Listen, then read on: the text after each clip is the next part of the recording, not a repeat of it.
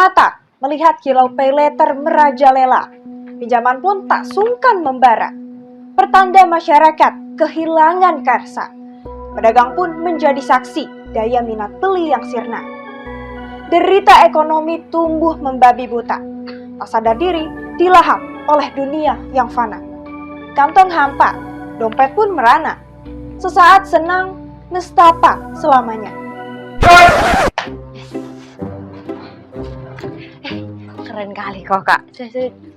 Ya, ini dulu nih. Aduh, top. Ih, keren kali kok kak. Gak pernah ngecewain.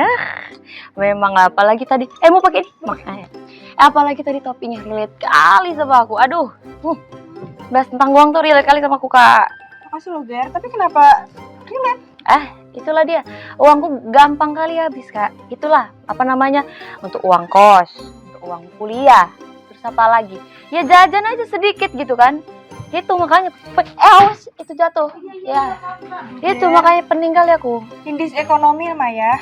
Yang ada tuh malah dihemat-hemat. Lah ya itulah makanya. Duh, Kak, saking hematnya sampai makan nasi garam kalau udah nggak ada apa-apa lagi di uangku. Terus udah gitu, kalau misalnya enggak ini apa namanya? Aku pakai itu loh yang diklik-klik itu yang gampang kali, apa warna oranye. Si sapinya apanya itu? Sapi pay later. Iya itu. Itulah yang aku pakai. Terus kamu emang sehemat apa sih dari tadi ngomongin hemat? Hemat, kalau masalah hemat gak usah ngomong sama aku kak. Itu aku biasanya ya kalau udah nggak ada lagi makan nasi garam. Terus habis itu kalau misalnya thrifting tuh inang tuh teriak Rojila kok katanya gitu. Rojila. Apa itu yang jarang-jarang beli itu Rojila?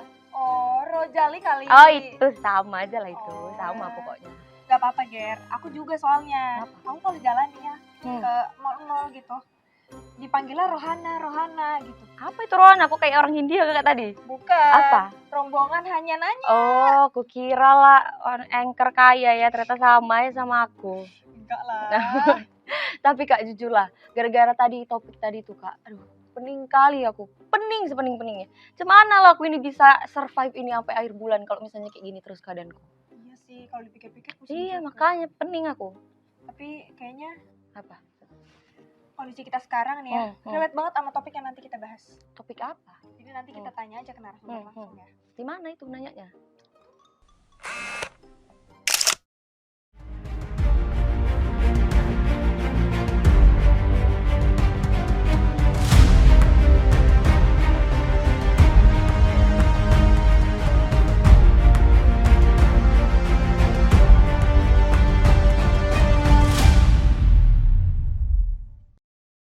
Badan Pusat Statistik mengumumkan wilayah penduduk miskin pada Maret 2025 mencapai 23,85 juta orang.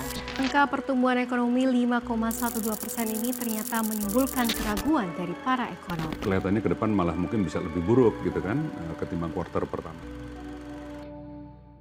Pertumbuhan ekonomi Indonesia disebut-sebut mencapai angka 5,12%.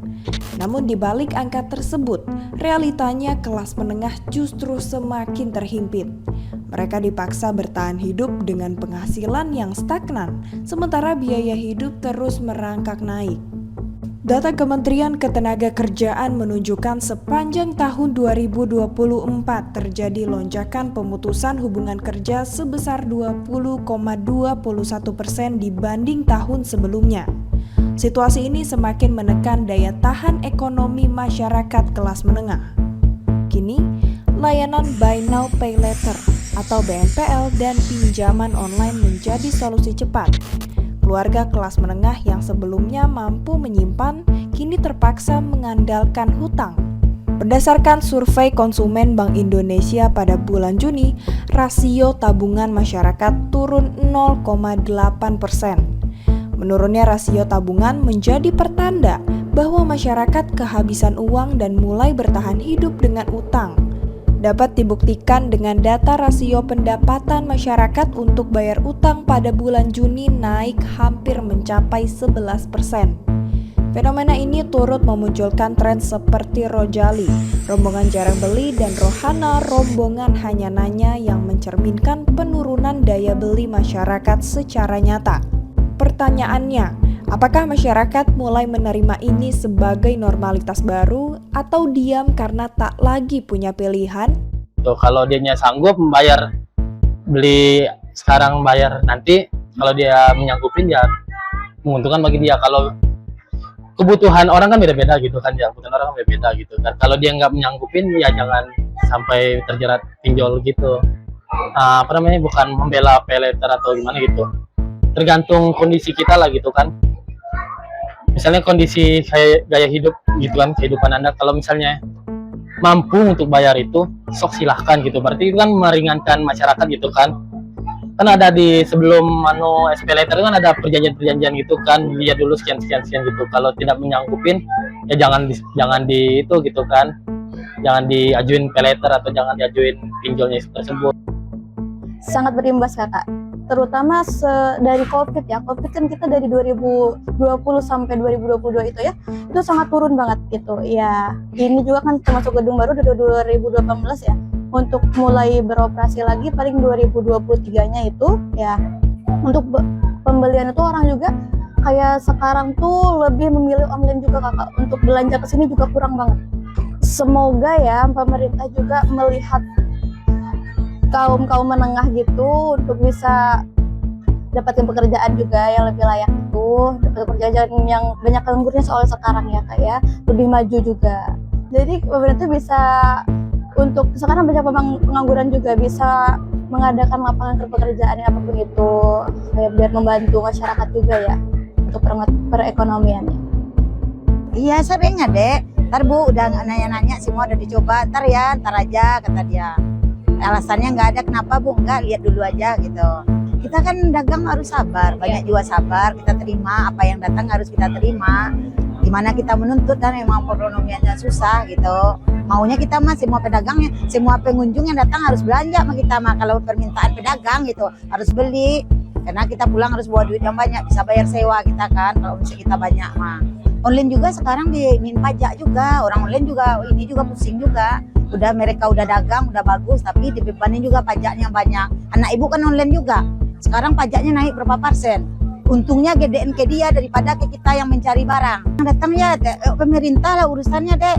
Buka ke peluang kerja seluas mungkin, biar anak mereka pada kerja gitu. Orang tuanya bisa ke pasar juga belanja. Kalau anaknya nganggur, orang tuanya punya duit, gimana ke pasar? Dia beli online juga bisa hancur juga, di sini juga bisa hancur juga. Hingga awal tahun 2025, Indonesia telah menghadapi gelombang besar PHK dengan jumlah pekerja yang terdampak mencapai sekitar 60.000 orang pada 2 bulan pertama tahun ini. Jumlah pengangguran nasional kembali meningkat, sementara di sisi lain, pembukaan lapangan kerja baru seret.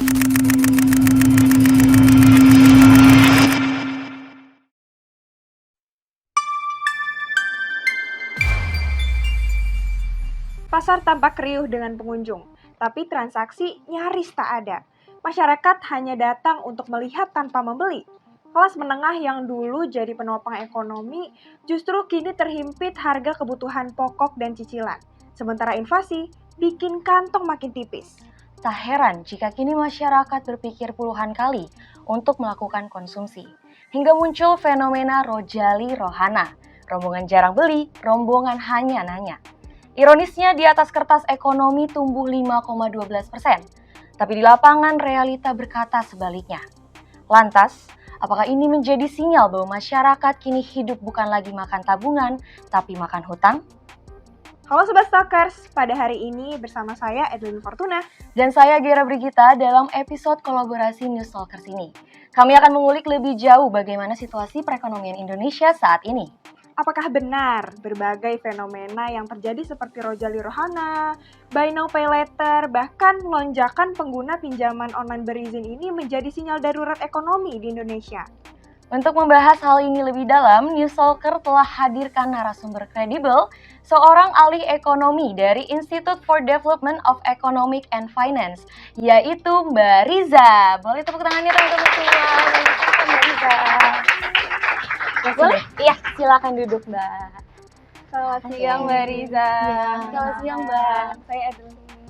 Dan saya Gera. Gimana nih Mbak kabarnya hari ini? Udah siap atau belum? Siap. Tadi di perjalanan gimana? Macetnya bisa aman atau macetnya kayak ekonomi kita saat ini? Aduh, tahan dulu Tahan dulu ya? Masih permulaan. Gimana Mbak? Macet atau aman? Macet, lumayan lah. Tapi sekarang udah siap ya untuk Siap, berbincang insya sama Allah. kita? Karena kita bertiga udah siap, jadi aku langsung aja ya Mbak ke pertanyaan pertama. Ngomong-ngomong tentang pertumbuhan ekonomi yang udah disinggung sama Gera tadi nih ya Mbak, kebetulan beberapa bulan terakhir ada istilah Indonesia darurat ekonomi. Nah sebetulnya gimana kondisi perekonomian Indonesia saat ini? Apalagi sekarang pertumbuhan ekonomi sampai 5,12% nih Mbak.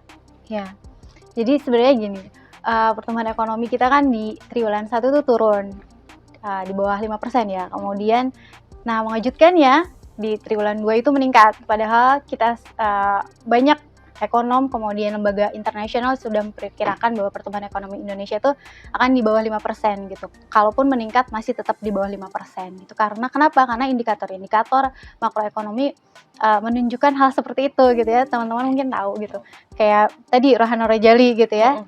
Kemudian PHK masih bergulir di industri manufaktur gitu ya. Kemudian ada penurunan pembelian kendaraan bermotor. Jadi data-data ekonomi yang menunjukkan kinerja produktivitas ekonomi itu memang mengalami perlambatan. Oke. Mungkin salah satunya juga fenomena ini kali ya Mbak, lonjakan penggunaan pinjaman online berizin hingga sampai kayak buy now pay later. Itu kan juga fenomena yang apa ya, sekarang tuh lagi cukup tinggi gitu. Nah itu tuh sebenarnya fenomena yang memperburuk ekonomi atau justru sebenarnya membantu roda perekonomian kita untuk bertahan hidup? Ya, jadi sebenarnya ini kita tarik mundur gitu ya. Oke. Kalau misalnya kita lihat dari pandemi gitu ya, middle class income itu sebenarnya udah dihajar habis-habisan gitu. Ketika sudah mereda pandemi, kita tuh dihadapkan pada kenaikan bahan bakar minyak gitu ya. Pokoknya kemudian lonjakan harga pangan, kemudian biaya pendidikan meningkat gitu. Jadi memang ada penurunan daya beli dari middle income class. Kemudian teknologi menawarkan gitu ya, semakin mudah untuk meminjam gitu. Sementara literasi keuangan kita masih rendah gitu ya untuk masyarakat gitu. Jadi di sini ada kebutuhan untuk memenuhi kebutuhan hidup gitu karena lonjakan harga-harga. Di satu sisi ada yang menawarkan, jadi itu seperti gayung bersambut gitu. Tapi di situ perlu jadi ada dua hal yang perlu diperhatikan di situ. Pertama memang daya beli yang turun gitu ya, sehingga akhirnya meminjam dan jalan terakhirnya itu meminjam kepada pinjaman online gitu yang lebih fleksibel, kemudian lebih mudah. Nah, yang kedua yang perlu diperhatikan adalah ini adalah fenomena baru, orang perilakunya berubah gitu. Jadi jadi seperti kartu kredit gitu, ketika dia meminjam gitu kan, meminjam tapi bunganya rendah karena dia disiplin dalam menggunakannya. Jadi itu ada dua hal yang perlu diperhatikan di situ gitu. Oke, berarti tergantung juga pemakaiannya sebenarnya, betul. tujuannya itu apa, motivasinya gitu ya. Betul. Benar banget. Ngomong-ngomong soal tadi buy now pay later sama pinjaman online, sebenarnya indikator pinjaman online aman itu terlihatnya seperti apa Mbak? Ya. Jadi aman itu kalau misalnya pertama dia bisa membayarnya tepat waktu gitu. Jadi kayak seperti kartu kredit jatuhnya gitu. Ketika sesuai dengan tenggat waktunya gitu. Jadi ketika itu bisa dibayarkan dengan benar, berarti itu udah oke, on the right track gitu. Jadi memang ada kemampuan untuk bayar di situ, ada disiplin di situ, dan orang ternyata memang untuk memenuhi kebutuhan hidupnya gitu. Jadi bukan untuk istilahnya untuk membeli kebutuhan sekunder gitu. Kan. Jadi tadi sempat juga di-mention sama Mbaknya sebetulnya tentang masyarakat menengah. Kita mau tarik dulu nih, membahas tentang masyarakat menengah. Kalau sekarang tuh banyak banget juga viral nih Mbak di media sosial bahwa banyak banget yang bilang kelompok menengah ini tuh terhimpit gitu. Katanya mereka adalah kelompok rentan. Nah sebetulnya kenapa sih Mbak mereka tuh disebut sebagai kelompok tersebut gitu? Jadi gini, peningkatan pendapatan itu tidak berbanding dengan pengeluaran yang dilakukan. Kenaikan harga-harga yang terjadi gitu. Jadi kelompok menengah ini bayar pajak, bayar cicilan, target utama untuk barang-barang yang perlu dicicil ya, seperti rumah, kendaraan pribadi. Kemudian kelas menengah ini dihadapkan pada biaya pendidikan dan kesehatan yang mahal gitu. Dan kelas menengah ini tidak tersentuh bantuan sosial oleh pemerintah gitu. Jadi tidak ada program yang bisa membantu middle class income ini dari pendapatannya gitu. Jadi kelas menengah ini single fighter gitu. Jadi nggak ada bantuan gitu. Jadi sementara di sisi lain mereka dihadapkan pada pemutusan hubungan kerja gitu. Ya, betul. Terutama yang bekerja di sektor industri manufaktur gitu. Nah, jadi sudah digempur habis-habisan gitu, tidak ada bantuan yang mendukung. Jadi akhirnya kan turun tuh jumlahnya, mereka turun jadi aspiring middle class atau bahkan ada yang di penduduk berpendapatan rendah gitu. Ngomong-ngomong soal kelompok rentan dan masyarakat kelas menengah yang turun itu Mbak, sebenarnya penyebab hal ini terjadi apa nih Mbak? Soalnya kan dari 2019 ya sampai sekarang itu menurun, nggak ada peningkatan. Ya, jadi tadi dihajar COVID, kemudian ketika COVID sudah mereda, harga-harga meningkat, melonjak, sementara pendapatan tidak berubah. Kenaikan pertumbuhan pendapatannya tidak sebanding dengan kenaikan harga barang-barang gitu.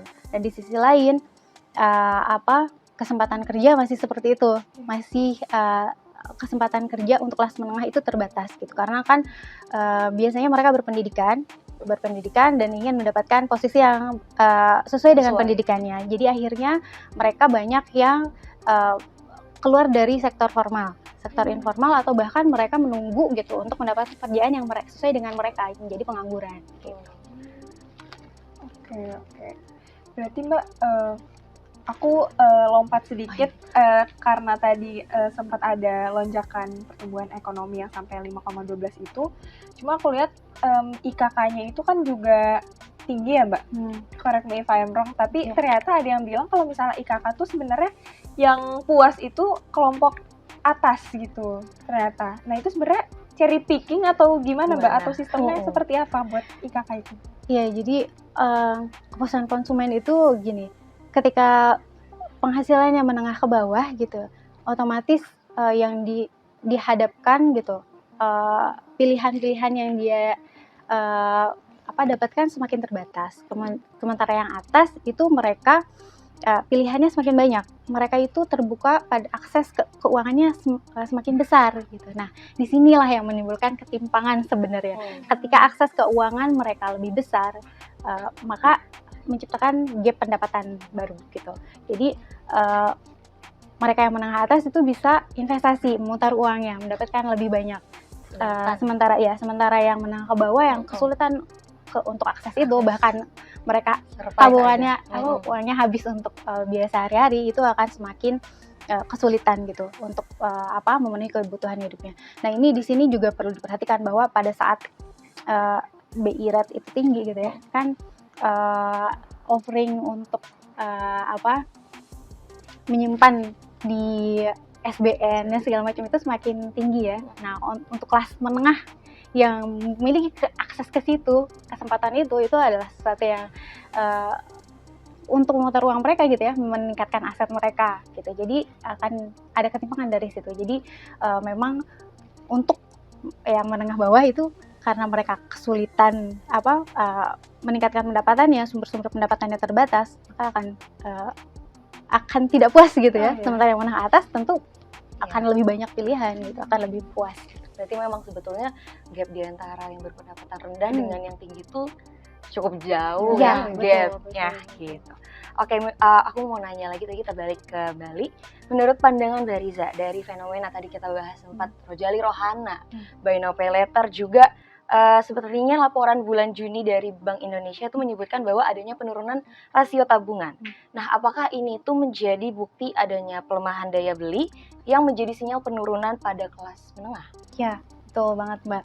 Jadi memang ketika kebutuhan hidupnya sudah lebih banyak gitu ya, oke ya udah akhirnya ngambil tabungan, mantap makan tabungan gitu. Sementara kan cicilan harus tetap dibayar gitu ya, konsumsi juga apa sih yang bisa dikurangin gitu kan, berarti kan leisure mereka yang harus dikurangin. Tapi sementara itu behavior sekarang itu middle class kan mengutamakan leisure, bukan leisure ya, jadi apa ya, untuk mental health lah gitu kan. Kepedulian ini juga. Iya, untuk kesehatan mental gitu ya. Makanya di situ juga akhirnya makan tabungan gitu karena keterbatasan pendapatan yang tidak meningkat cukup tinggi gitu ya. Sementara pembayaran terus terus-menerus dan harga terus naik. Gitu. Jadi memang daya beli masih turun. Sekarang ini belum terlihat gairah untuk meningkat gitu ya, gitu sih. Oke. Sebenarnya kalau daya beli menurun itu sebanding nggak sih Mbak hubungannya sama IKK gitu? Jadi IKK itu bisa merepresentasikan bagaimana kinerja konsumen gitu ya. Jadi ketika konsumen konsumsi ketika daya belinya naik nih, ketika daya belinya sudah terdorong, maka dia akan tergambar di angka-angka itu, gitu kan, di indeks itu, gitu. Jadi sebenarnya memang kita sedang bergulat dengan daya beli, gitu. Kemudian kayak Rahana Rojali gitu ya. Sebenarnya itu ada dua indikasi kalau saya melihatnya gitu. Yang pertama adalah memang daya beli tertekan. Yang kedua adalah memang behavior kita sudah berubah gitu ke online yang dulu kan distributor lewat beberapa distributor. Kalau sekarang kan udah nggak orang bisa langsung melihat ke tokonya, oh harganya kok lebih mahal ya, karena mereka kan harus bayar sewa tempat dan pajak dan lain-lain. Ketika langsung beli dari store-nya ya otomatis lebih murah kan. Tapi mereka juga mungkin akan perhitungkan biaya logistiknya, biaya pengirimannya berapa. Oh mungkin lebih murah, ya udah mending itu aja. Iya, untuk melihat barang aslinya ya mereka ke mall gitu untuk melihat barang aslinya gitu, ke tokonya Fisiknya gitu. dulu ya dilihat gitu. Karena kan kalau digambar mungkin kurang. Ketika oke jadi beli gitu, jadi online gitu. Jadi behavior seperti ini yang kurang ditangkap gitu. Adaptasinya tuh agak lama gitu ya kalau di kita gitu. Jadi kan ketika perubahan behavior gitu, itu kan ekonomi pasti akan berubah tuh, peta-peta ekonomi, dan itu harus segera ditangkap oleh pengambil kebijakan gitu. Dan harus segera beradaptasi tentunya ya. Iya, betul. Oke, berarti aku sempat nyinggung juga yang e-commerce itu. Berarti kalau misalnya orang-orang lebih memilih ke online daripada ke offline, berarti kan ada peningkatan yang ekonomi digital itu Mbak. Berarti maksudnya nggak selamanya negatif atau gimana? Ya, jadi kan kalau misalnya kita lihat memang ada peningkatan dari segi pangsa pasar, kemudian pendapatan dari situ gitu meningkat. Tapi itu belum tercapture dalam pencatatan ekonomi kita. Kesulitan kita masih. Karena kan itu juga makanya ada yang berhubungan kebijakan perpajakannya, kebijakan bagaimana pencatatannya di ekonomi itu kan masih kita masih belum sempurna lah di situ gitu. Jadi porsinya itu terhadap PDB, pembentukan PDB itu masih relatif kecil gitu di kita gitu ya. Jadi memang perlu ada sinkronisasi dan data-data yang lebih akurat gitu dari situ. Oke. Menurut dari saya sendiri nih, apakah kebijakan Indonesia saat ini sudah berpihak pada masyarakat kelas menengah? Kayak mengingat hampir semua bantuan pemerintah seperti subsidi, juga ada BLT ya, bantuan langsung tunai, hanya ditujukan sebenarnya pada masyarakat yang berpendapatan rendah. Padahal masyarakat menengah itu kan sebenarnya juga terdampak langsung ya dari kenaikan harga dan beban hidup. Ya. Jadi saya lihat kalau di tahun ini gitu ya, pemerintah udah mulai tuh ada biaya subsidi gaji, kemudian transportasi yang biasa dipakai oleh kelas menengah gitu. Kemudian ada subsidi listrik ya kemarin di stimulus 1-2 kan udah ada tuh, udah di triwulan 1 tahun 2. Tapi memang yang terbaru, stimulus terbaru itu udah nggak ada tuh untuk listrik, kembali untuk berpendapatan rendah. Jadi memang belum terlihat gitu ya dukungan yang nyata untuk middle class income gitu. Karena yang dibutuhkan oleh middle class income itu kan sebenarnya kependidikan, akses pendidikan, kesehatan yang murah tapi berkualitas. Kan sekarang kan nggak seperti itu. Kalau misalnya kita lihat negeri gitu, jadi kelas menengah ini dilematis gitu. Ketika mau ke negeri kualitasnya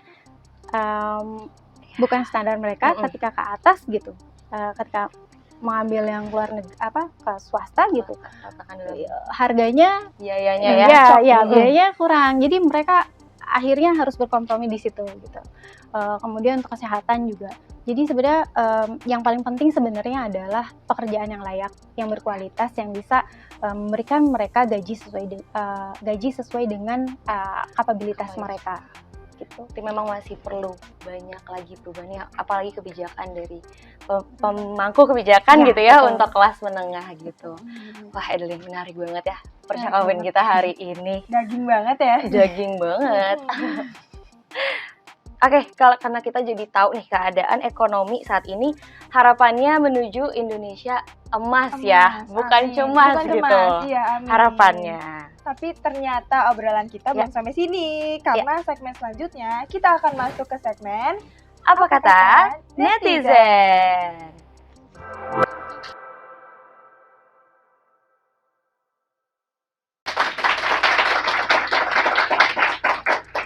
Oke para Solkers, jadi kita sekarang masuk ke segmen Apa Kata Netizen.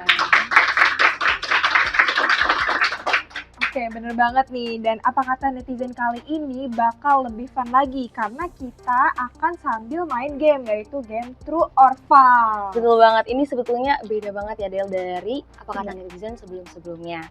Jadi oke, Mbak Riza sekarang udah memegang papan nih bertuliskan True and False. Jadi Mbak, nanti kita akan bacakan statement dan Mbak boleh menanggapi. Tapi sebelum menanggapi, true atau false dulu nih gitu. Apakah sudah siap Mbak? Siap. Oke, Kalau kita gitu langsung aja ke langsung apa aja. kata netizen Apa pertama. nih? Apa kata netizen Apa pertama? kata netizen? True or false nih ya Mbak, dari Selin Agnes _ Bener gak sih pengangguran di Indonesia sekarang jadi yang terendah dari tahun 98? Ya, tapi tidak berkualitas. Tapi dia berkualitas. Jadi pengangguran rendah, tapi sebenarnya yang bekerja belum berkualitas. Kerjanya belum berkualitas. Oke, kalau gitu sekarang kita next ke apa kata netizen selanjutnya. Kira-kira apa nih apa kata netizen selanjutnya? Nah, kita lihat di TV. Apa sih selanjutnya, siapa sih yang bertanya atau kasih statement? Dari Oke, selanjutnya dari apa kata netizen true or false dari @gilrolls. Sering dengar kata indis ekonomi. Sebenarnya itu bentuk hopeless masyarakat sama ekonomi kita nggak sih Mbak? Iya, Oke, true. Karena itu dipakainya konotasinya negatif ya. Ketika ada protes, ketika ada yang tidak disetujui, maka dia Indis ekonomi. awalnya indis ekonomi. Indeks ekonomi jadi jalan keluar. Iya. Selanjutnya kali, kita next. Ada Apa netizen lagi? selanjutnya apa ya kira-kira? Apa kata netizen yang ketiga? Alias yang terakhir nih sayangnya. Iya, yang ketiga ini dia dari siapa nih ya? Oke, apa kata netizen? True or false dari Lowberries?